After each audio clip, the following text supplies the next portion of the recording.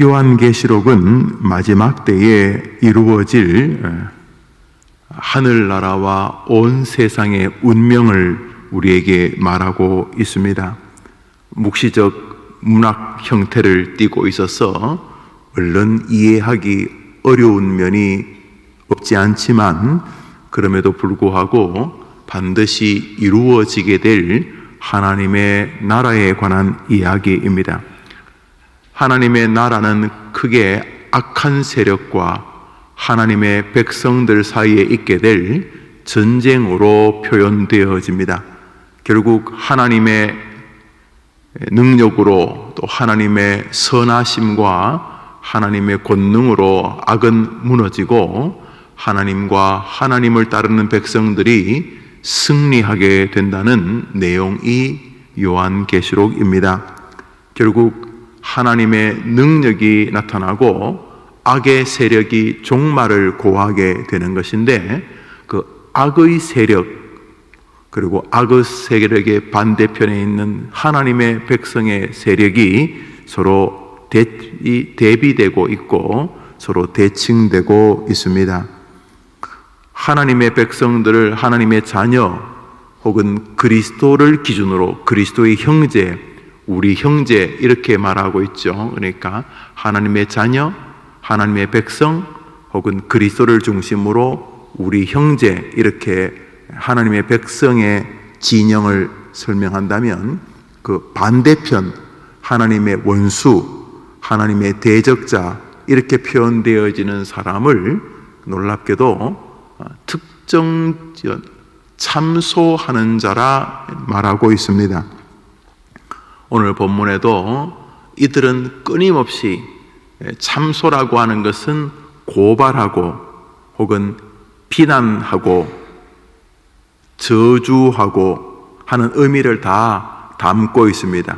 그러니까 참소라는 말은 정당하게 그를 비난하는 것을 이야기한다기보다는 부정하게 거짓으로 악으로 또 모함으로 다른 사람을 비난하는 행위를 통틀어서 참소한다고 하는데, 참소의 가장 적합한 말은 거짓으로 비난하며 고발한다, 이렇게 말하는 것이 옳을 것입니다. 결국 참소하는 자, 비난하면서 거짓되게 그를 하나님 앞에서 모함하는 이런 사람들의 하나님의 백성의 반대편에 있는 사람이다 하는 것을 알 수가 있습니다. 요한계시록 세상의 마지막 때에 악한 자를 총칭하는 말이 다른 사람을 참소하는 자라 하는 것이. 그런데 우리 시대가 놀랍게도 그런 시대가 되어가고 있습니다. 다른 사람을 격려하고 칭찬하고 세워주고 위로하고 보호하는 형태가 아니라 비난하고 비아냥거리고 혹은 다 알아보기도 전에 그를 향하여 악하게 위선적으로 고발하는 형태의 이런 의식이 주변에 관영해지고 있는 것을 보게 됩니다. 참 이 시대가 마지막 때라는 것을 우리들의 그 언행에서도 확인할 수 있습니다. 우리 10절을 한 번 더 읽고 우리 다른 본문을 상고하겠습니다. 읽읍시다. 시작. 내가 또 들으니 하늘에 큰 음성이 있어 이르되 이제 우리 하나님의 구원과 능력과 나라와 또 그의 그리스도의 권세가 나타났으니 우리 형제들을 참소하던 자 곧 우리 하나님 앞에서 밤낮 참소하던 자가 쫓겨나고, 이 고발한다, 고소한다, 비난한다 라고 말하는 이 참소가 사탄이란 뜻입니다. 그러니까 마지막 때에 하나님의 백성 그리스도의 형제가 있고 비난하는 자, 비아냥거리는 자, 악하게 다른 사람을 고발하는 자, 고소하는 자가 여기 참소하는 자입니다. 그런 면에서 우리는 다른 사람들을 평가하기에 앞서 우리 자신이 다른 사람을 어떻게 대하는 인생관 혹은 신앙관이 있는가를 돌아보아야 하겠습니다. 오늘자 날주 신명기 15장입니다. 오늘자 날주 신명기 15장입니다.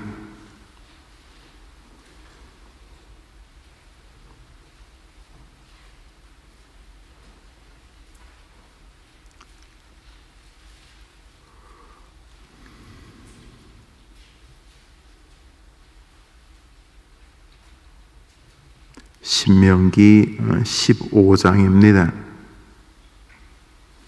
우리 몇 절을 읽겠습니다.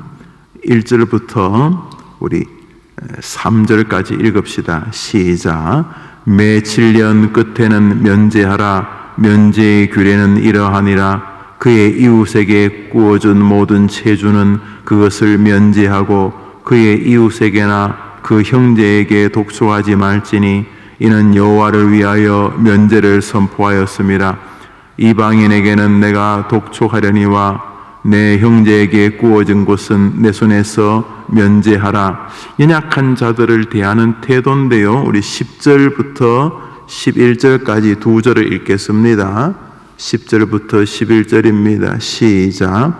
너는 반드시 그에게 줄 것이요 줄 때에는 아끼는 마음을 품지 말 것이니라.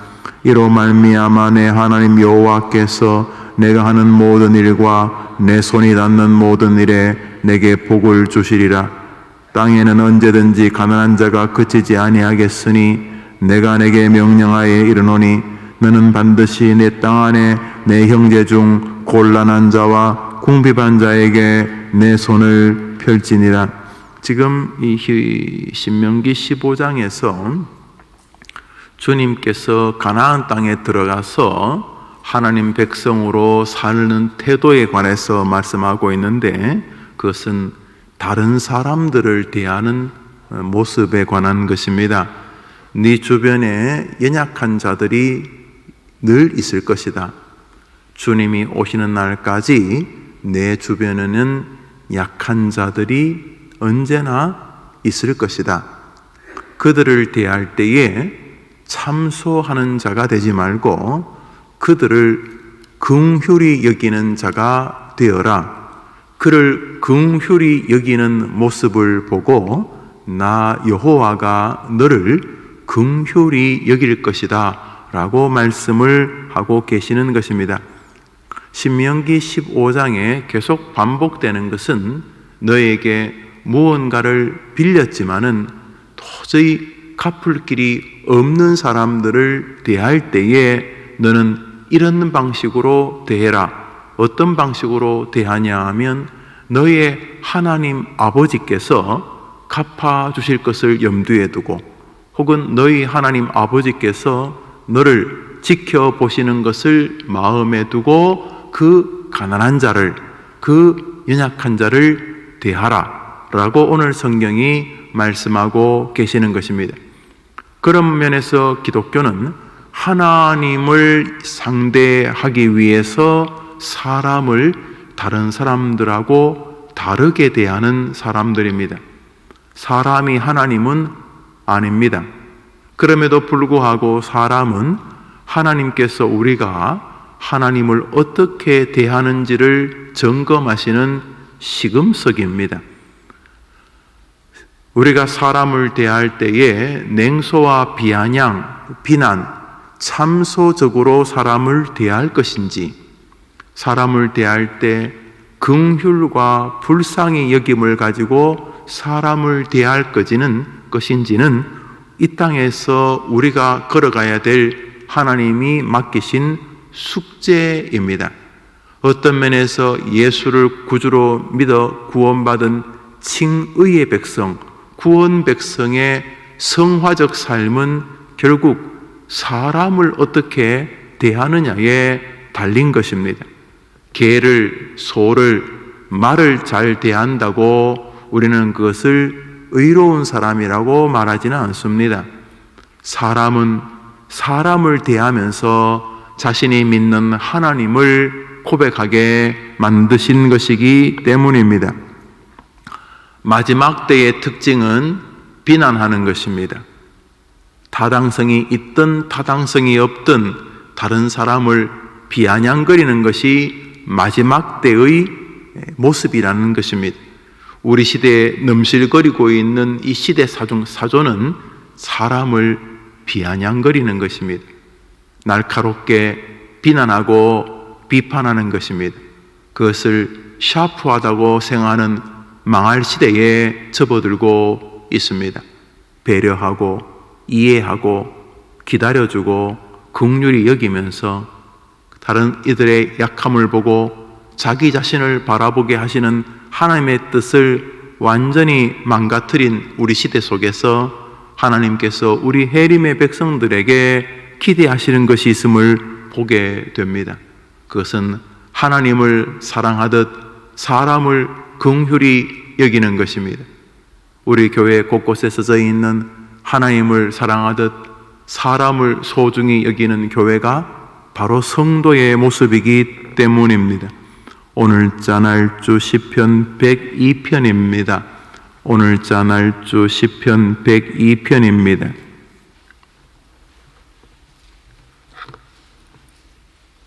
시편 102편입니다. 시편 102편입니다. 17절을 같이 읽겠습니다. 오늘자 날주 시편 102편입니다. 17절입니다. 읽읍시다. 시작. 여호와께서 빈궁한 자의 기도를 돌아보시며 그들의 기도를 멸시하지 아니하셨도다. 쭉 이어지는 말씀 속에서 여호와께서 꼭 빈궁한 사람, 가난한 사람의 기도만 들으시지는 않지요. 아브라함은 거부 아니었습니까? 다윗은 엄청난 거부 아니었습니까? 예수님의 장례를 위하여 자기의 땅을 내어놓은 아리마대 요셉은 거부 아니었겠습니까? 그러니 부유한 사람이라고 해서 하나님이 기도를 듣지 않는다는 것은 어불성설입니다. 엄밀히 말해서 하나님 기준으로 우리 모두는 다 빈궁하지요. 온 만물이 당신의 것인 하나님에게 비하면 우리는 거지겠죠. 대한민국이 아니라 우리나라 지구를 다 가지고 있는 인간이라 그래봐야 하나님 앞에는 거지겠죠. 하늘의 별들, 항성과 행성을 연구하는 사람들이 대부분 종교를 갖게 된답니다. 이 천체를 연구하다 보면 인간이 얼마나 작은 존재인지를 알게 되고 우주의 신비로움에 경외심과 압도당함을 가지게 되기 때문이라는 것이죠. 하늘의 별이 상상을 초월합니다. 어느 정도의 별이 있을지 우리가 알 수가 없습니다. 은하수라고 하죠. 미린에 하도 별이 많아서 강처럼 흐른다는 뜻입니다. 거기 있는 별들의 수를 상상할 수가 없습니다. 하늘의 별은 바다의 모래보다 더 많습니다. 우리가 말하는 우주라고 하는 이 은하계가 하늘에는 우주만큼 있습니다. 우리가 이게 우주라고 하는 인간이 관측할 수 있는 영역을 우리가 보통 우리가 우주라고 부르죠. 우리 눈에 이렇게 지구가 빙빙 돌면서 이 세상을 볼 수 있는, 인간이 볼 수 없는 세계까지 하늘에는 지구와 같은 별, 지구와 같은 것도 아니고 수박처럼 속을 파내면 지구가 수백만 개가 아니라 수조 개가 들어가는 별들도 모래처럼 많다고 합니다. 지구만한 별이 아니고 지구를 그 안에 집어넣으면 수조 개만한, 상상도 할 수 없는 별 이 끝에서 그 별 저 끝까지 가는데 수천만 년을 가야 되는 그런 별들도 있다니, 그 별들을 연구하다 보면은 이 지구라는 게 우주에서 먼지라는 표현도 어울리지 않는 먼지에 붙은 먼지 같은 게 지구인데, 그 지구 한쪽 귀퉁이에 그 조그만 나라에 거기서 잠시 왔다가 7, 80년, 8, 90년 살다가 사라지는 인간은 우주에 비하면 이건 글쎄요, 한나절감이도 안 되는 그런 존재라는 거죠. 자, 그래, 이 모든 것들의 주인이 누군가? 우리 하나님이시죠. 그런 면에서 우리 모든 인간은 하나님 앞에서는 빈공한 인생이죠. 시간도 빈공하죠. 좀 살만하니 벌써 나이가 80이라 그런 말씀 하시던데, 그렇죠.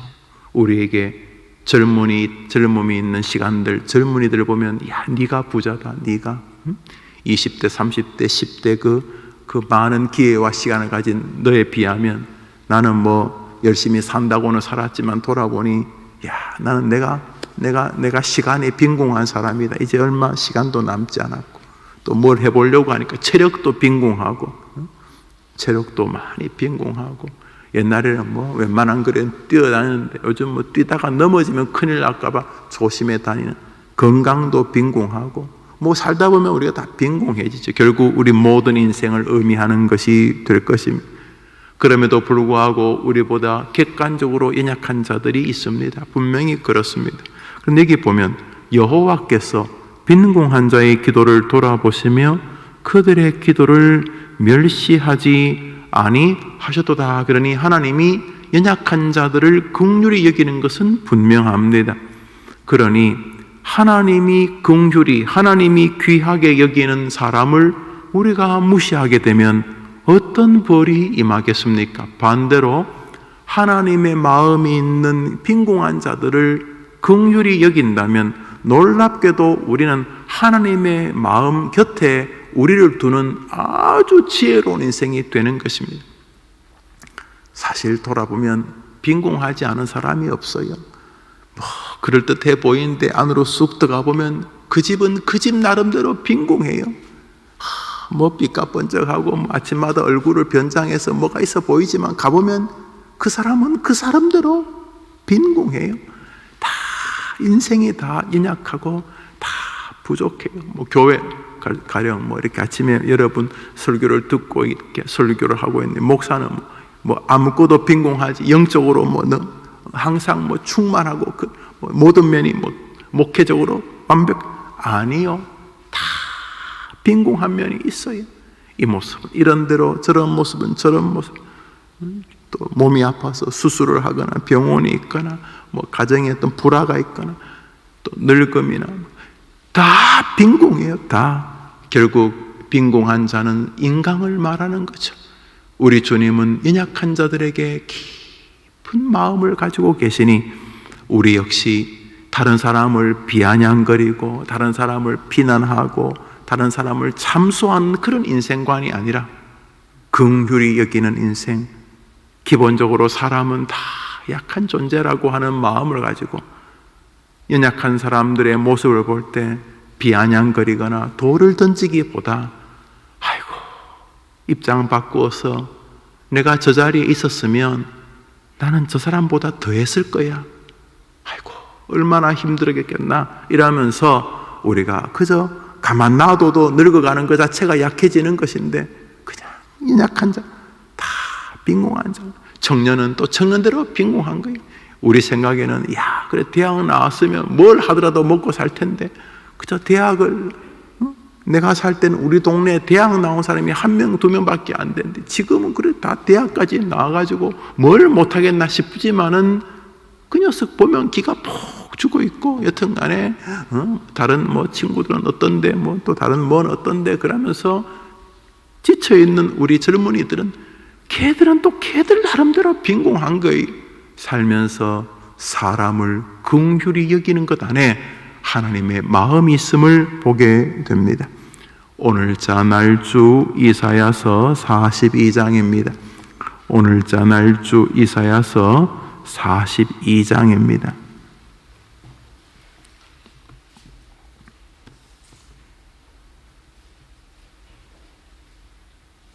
오늘자 날주 이사야서 42장입니다. 우리 3절 유명한 말씀이죠. 한번 읽어봅시다. 이사야서 42장 3절입니다. 시작. 상한 갈대를 꺾지 아니하며 꺼져가는 등불을 끄지 아니하고 진실로 정의를 시행할 것이며, 우리 주님께서 이 땅에 오시면 이런 일을 하신다는 것입니다. 하나님의 기뻐하시는 자인 우리 주님이 오시면 우리 인생들 어떤 인생입니까? 상한 갈대, 아니 무슨 소나무나 무슨 대나무도 아니고 갈대. 그 갈대는 뭐 바람만 세게 불어도, 아니면 뭐 지나가는 짐승이 건들리기만 해도 목이 부러지기 일보 직전인 게 그 갈대인데, 저 갈대는 벌레가 먹었는지 바람을 세게 맞았는지 우박에 한번 다쳤는지 갈대가 또 상했어요.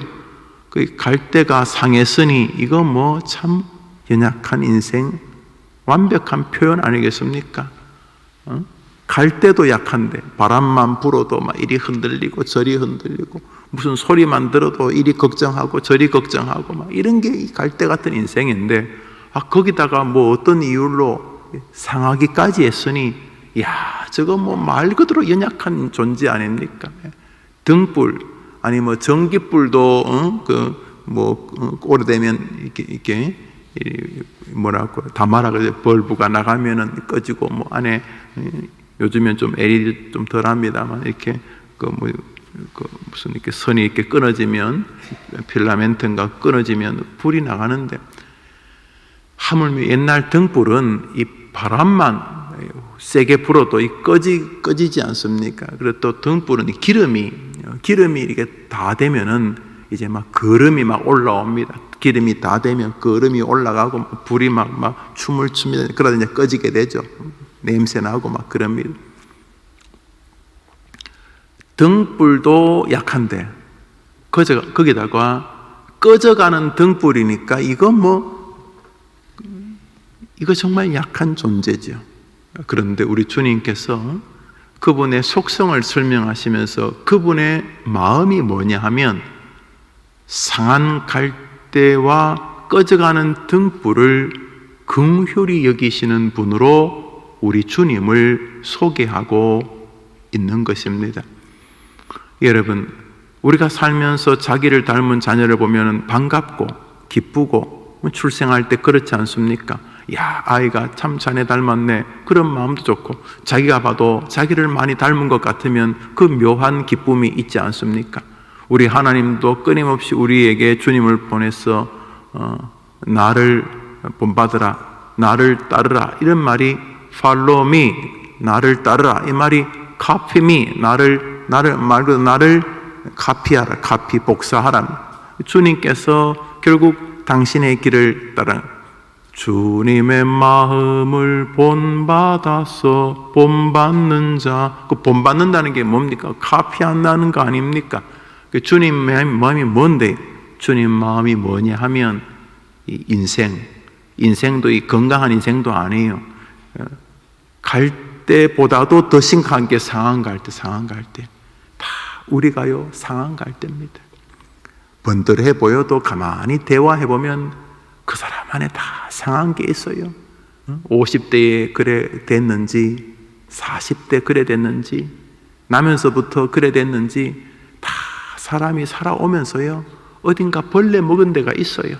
외로워서 그렇기도 하고, 또 부족해서 그렇기도 하고, 또 가난해서 그러기도 하고, 또 믿던 사람에게 배신당해서 그러기도 하고, 또 본인 자체에 가지고 있는 약함 때문에 그러기도 하고, 혹은 뭐 자식 때문에 다 사람은요 벌레 먹은 데가 있어요. 다 벌레 먹은 데가 있고요, 뭐 총 나간다 칼 나간다 그래도 가만히 보면 다 꺼져가기 일보 직전에 걸음이 있어요.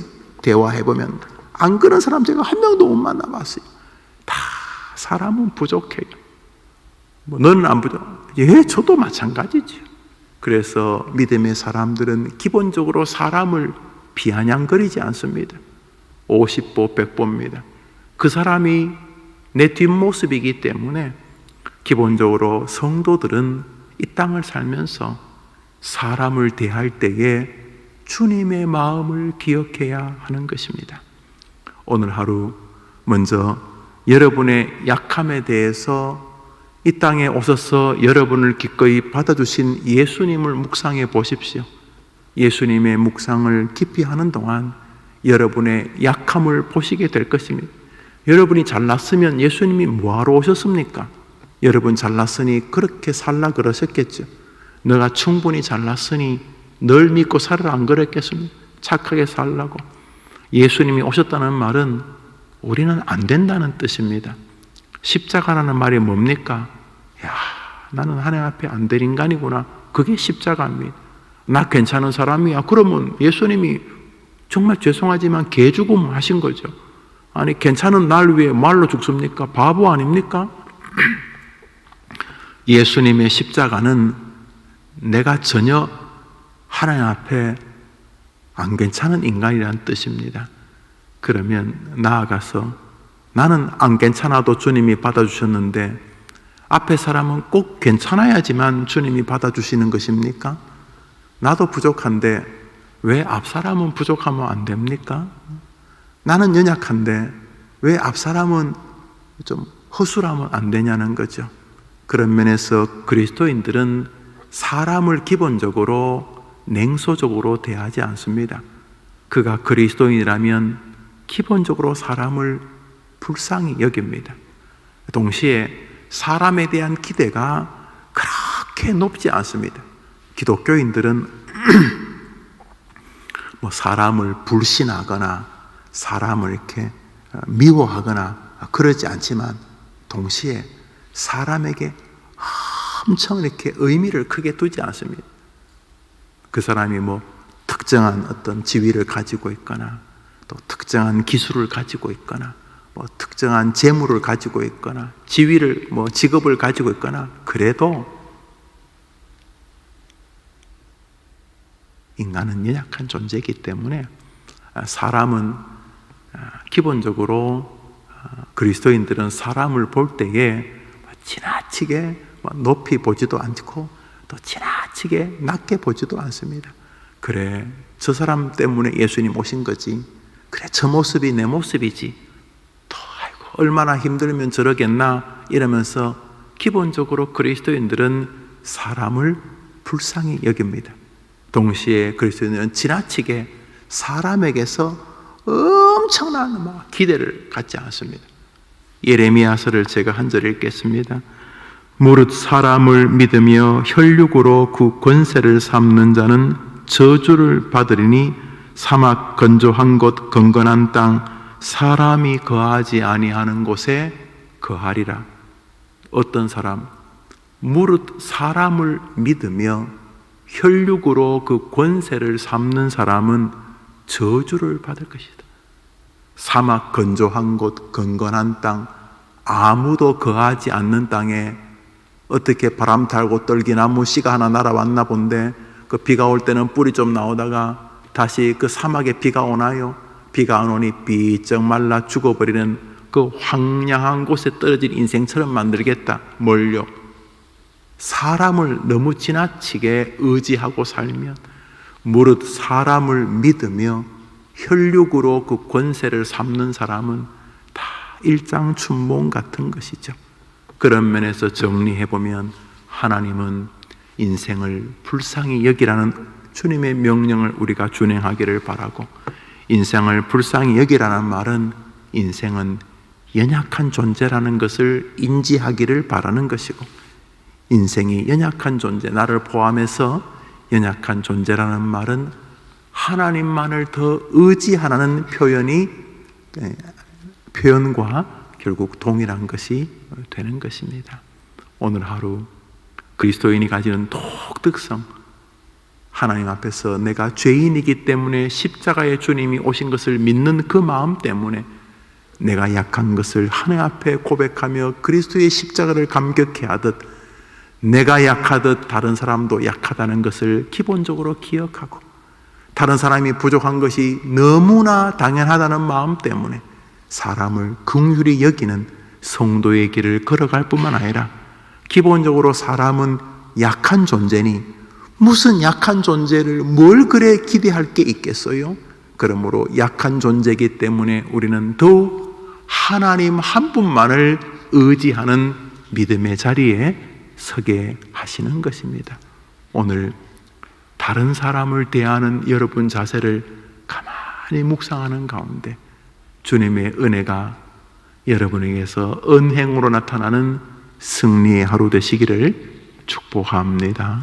먼저 가족들에게 사랑으로 다가가 보시죠.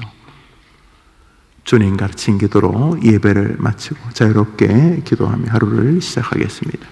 하늘에 계신 우리 아버지여, 이름이 거룩히 여김을 받으시오. 나라의 임하옵시며 뜻이 하늘에서 이룬 것 같이 땅에서도 이루어지이다. 오늘날 우리에게 일용할 양식을 주옵시고 우리가 우리에게 죄 지은 자를 사하여 준 것 같이 우리 죄를 사하여 주옵시고 우리를 시험에 들게 하지 마옵시고 다만 악에서 구하옵소서. 대개 나라와 권세와 영광이 아버지께 영원히 있사옵나이다. 아멘. 기도합시다.